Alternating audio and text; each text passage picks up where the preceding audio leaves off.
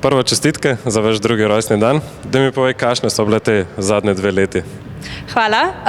V bistvu veliko je bilo vzponov, veliko je bilo padcev, ampak jaz sem ful srečna, da celotna ekipa je enaka že od samega začetka.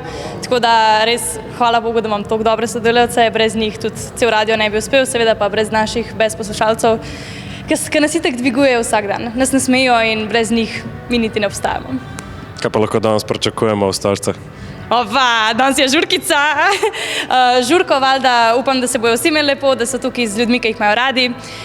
In jaz verjamem, da bo to res noč, ki jo ne bojo pozabili. Povej mi, če bi lahko v življenju nekaj počela non-stop, kaj bi to bilo? Dobro vprašanje.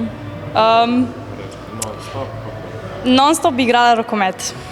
Ja, jaz sem igrala rokomet vrsto let in mi je res žal, da sem se od tega poslovila. Tako da, če bi bila še kdaj šansa, bi definitivno se spet vrgla v te vode.